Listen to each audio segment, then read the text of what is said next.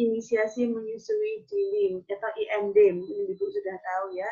Jadi begitu bayi itu lahir, kemudian dipotong tali pusarnya, kemudian diselimuti, ditaruh di atas dada ibu, lalu dia didiamkan di situ ya, diberikan topi juga supaya tidak kedinginan.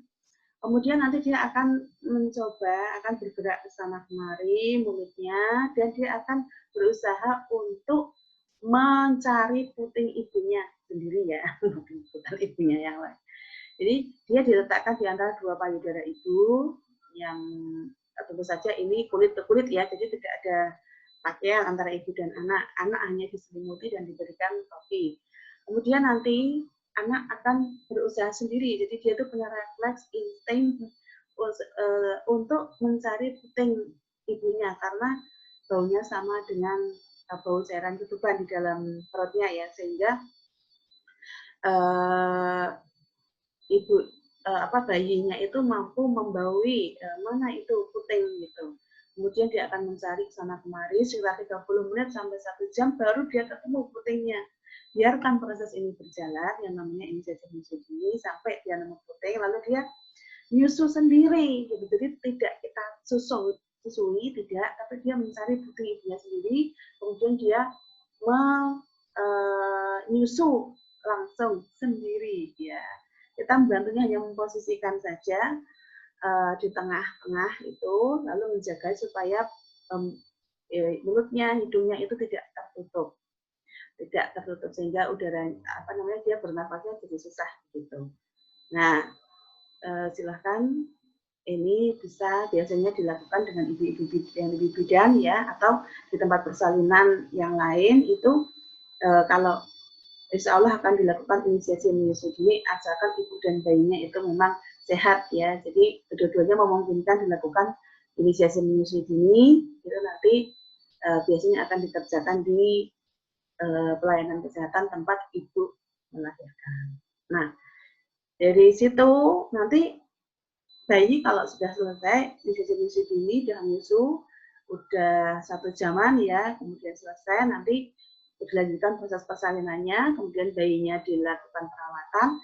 Nah, setelah itu, setelah selesai semua, nanti akan ketemu dengan ibu kembali. Nanti kalau mau menyusui itu sudah mudah gitu ya. Nah, sudah tidak ada kesulitan menyusui biasanya karena sudah bisa menyusui sendiri yang pertama. Jadi itu keuntungan salah satunya ya. Nah, jadi langsung disusui ya. Kapan? Langsung disusui setelah persalinan. Kemudian ada yang mengatakan ini, segera mungkin paling lambat 30 menit gitu. Kadang-kadang mungkin ada yang tidak melaksanakan inisiasi menyusui dini, bayinya keluar, kemudian diurus dulu, baru kemudian dikembalikan ke ibunya. Nah, itu paling enggak 30 menit setelah melahirkan itu sudah harus disusui gitu, untuk merangsang agar ASI itu cepat keluar dan menghentikan perdarahan. Jadi fungsinya banyak. Yang pertama, ASInya cepat keluar gitu karena dirangsang. Jadi ASI itu kalau semakin dirangsang dengan disusukan itu maka produksinya akan semakin meningkat. Nah, kemudian selain itu pada saat ibu itu persalinan itu rahimnya itu juga itu kan ada pembuluh darah yang membuka gitu ya karena proses persalinan itu, maka dengan bayi disusukan itu pembuluh darahnya itu akan menutup sehingga tidak terjadi perdarahan. Nah, kita ya tahu ya bahwa perdarahan itu yang menyebabkan kematian pada ibu pada saat persalinan. Sehingga dengan menyusui maka perdarahan akan dihentikan sehingga ibu akan terhindar dari perdarahan tersebut gitu.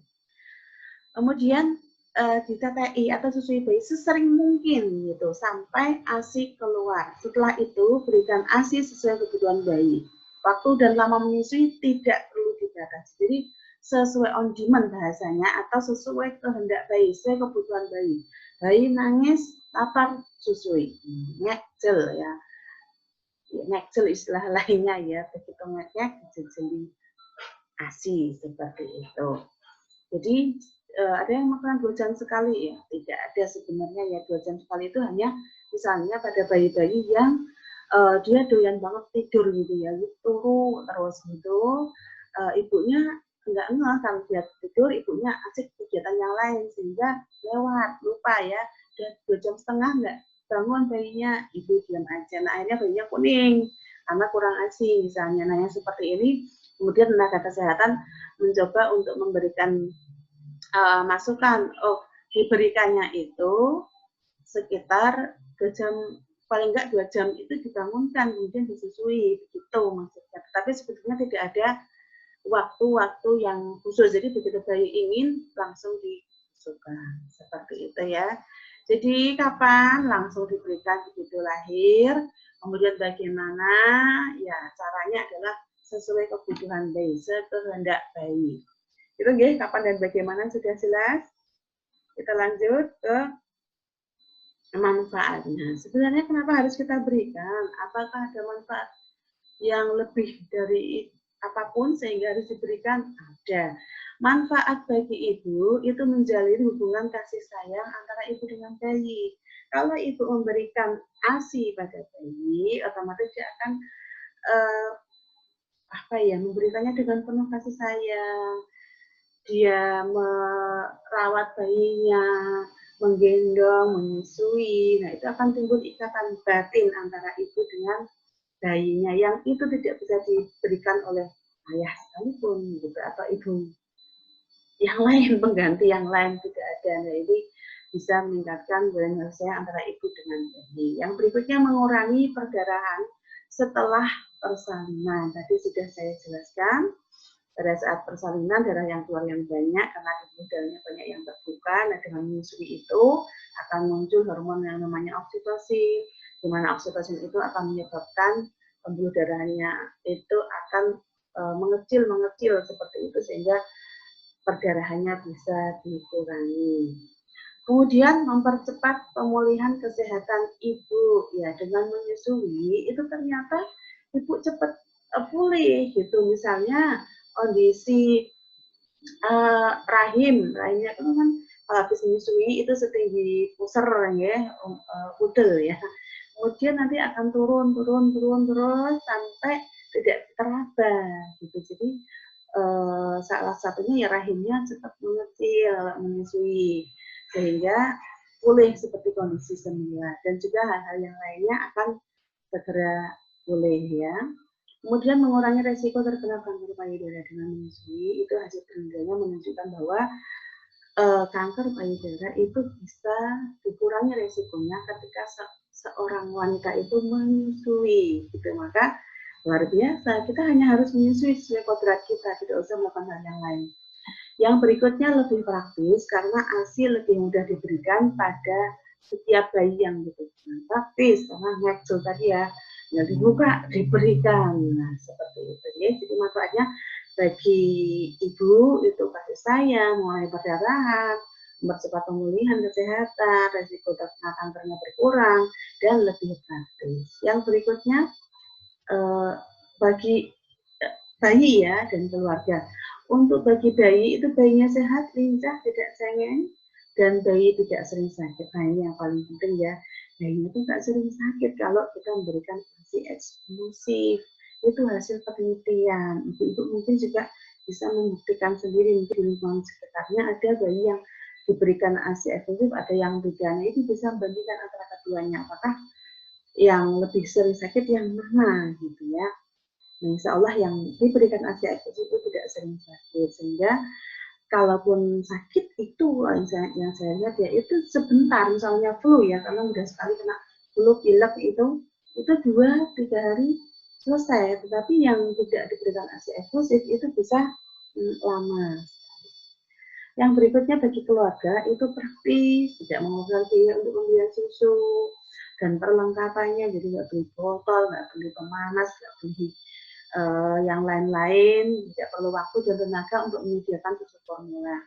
Harus merebus air dulu, kemudian mencuci peralatan, yang memastikan alatnya itu bersih. Nah, ini tidak perlu. Jadi praktis, ekonomis, efisien untuk keluarga. Sedangkan untuk bayinya tidak sering sakit, bayinya juga sehat. Seperti itu.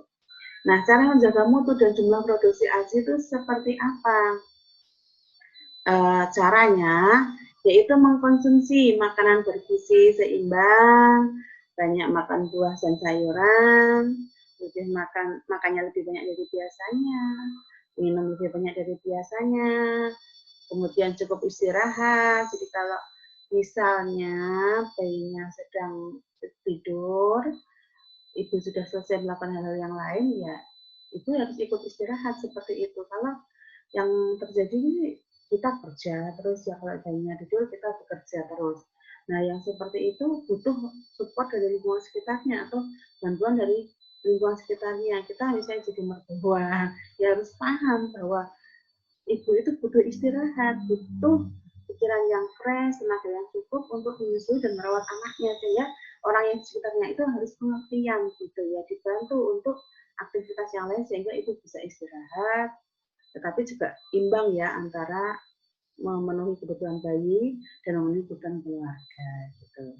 Kemudian susui bayi sesering mungkin dari kedua payudara kiri dan kanan secara bergantian hingga bayi penang. Nah, cara bergantian ini harus di garis bawah ya, bukan sedikit-sedikit kanan lalu pindah kiri, sedikit kanan, tidak seperti itu. Bergantian yang dimaksud adalah misalnya kita mulai dari yang kanan ya, kanan. Yang kanan itu sampai kosong dulu payudaranya, ya itu tahu pasti cara mengetahui payudaranya sudah habis, asinya sudah habis di satu payudara, itu sampai kempes ya, sampai benar-benar kosong, merasa kosong, itu pasti tahu ya. Atau yang kedua bayinya sudah melepaskan sendiri gitu dari payudara. Nah itu bayi akan tahu kalau sudah kosong, dia akan keluarkan, akan melepas payudara. Nah baru nanti kalau menyusui lagi pindah ke yang berikutnya, bukan kanan ganti kiri, kanan kiri, tidak seperti itu. Karena kenapa harus satu payudara habis dulu? Karena kita mengenal ada ASI awal dan ASI akhir. ASI awal itu lemaknya sedikit. Nah, tapi juga banyak kandungan gizinya ya, tetapi lemaknya sedikit kandungan lemaknya. Sedangkan ASI akhir itu kandungan lemaknya lebih banyak. Nah, itu ASI akhir itu adalah yang membuat bayi itu kenyang. Itu di ASI akhir yang banyak lemaknya. Warek gitu loh, kenyang. Sehingga dia tidak selalu terbangun, dia tidak rewel karena warak gitu atau kenyang. Jadi sehingga harus satu payudara habis, nah baru nanti kalau dia pengen lagi kasih yang satunya. Tetapi kalau sudah cukup nanti waktu menyusui yang berikutnya diganti dengan payudara yang kiri atau yang satunya. Itu yang dimaksud bergantian ya, jangan salah di sini. Kemudian yang paling penting sebenarnya dari ini semua, kita sudah tahu makanan harus bergizi, minuman cukup. Yang paling penting dari ini semua menjaga mutu produksi ASI itu adalah pikiran. Jadi seorang ibu itu harus memiliki pikiran yang tenang, yang santai, yang rileks. Itu kuncinya sebetulnya. Jadi ibu yang hasilnya kurang itu coba dicek apakah dia punya persoalan atau beban hidup yang dia pikirkan terus, misalnya ayahnya berjauhan atau ada masalah dengan pasangan justru atau dengan mertua atau dengan yang lain, itu yang akan mengganggu pikiran. Nah, dari pikiran itu akan menghambat hormon yang memproduksi ASI sehingga ASInya berkurang. Sebenarnya itu persoalannya. Jadi ibu yang menyusui itu harus bahagia atau buatlah ibu yang menyusui itu bahagia. Itu kuncinya. Maka butuh kerjasama dengan orang-orang yang ada di sekitarnya. Itu kuncinya ibu happy.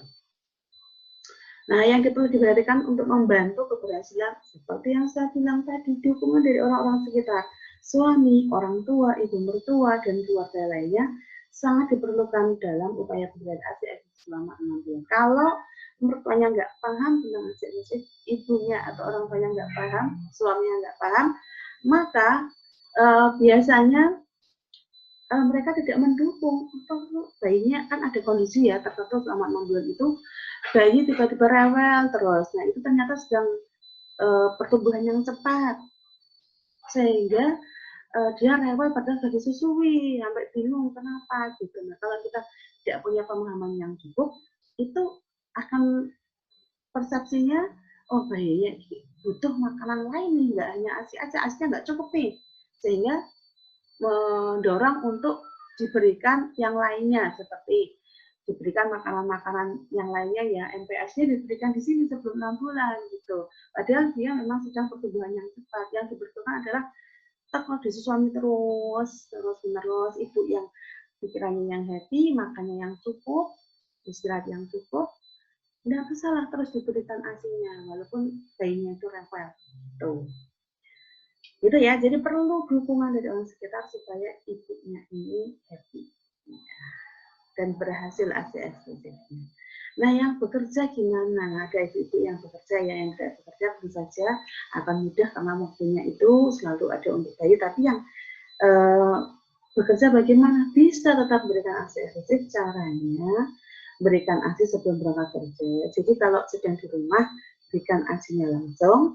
Ketika dia di tempat kerja, itu diperah. Ya, pada saat tidak menyusui di rumah, dia juga memerah. Dan memerahnya itu kalau memang bekerja, pada saat mungkin dia cuti 3 bulan. Nah, 3 bulan pertama itu, dari awal itu sudah ASI sudah mulai bisa diperah. Jangan menunggu sesaat sebelum bekerja. ASInya kurang, nggak akan cukup ya. Simpanannya di lemari es nggak cukup ya, seperti itu. Nah, siapkan peralatan pendukungnya ya, dipompa ya, pokoknya bisa dipompa manual, bisa dipompa dengan menggunakan alat, nanti akan disampaikan di materi yang berikutnya. Tapi intinya di rumah itu menyusui langsung, kalau sedang tidak menyusui diperah, kemudian disimpan, nanti akan diberikan pada saat ibunya itu bekerja. Nah, yang di rumah itu harus tahu bagaimana cara memberikan ASI saat di rumah, gitu ya. Nah, setelah ibu pulang bekerja, susui bayi seperti biasa, lalu diperah juga setelah tidak menyusui.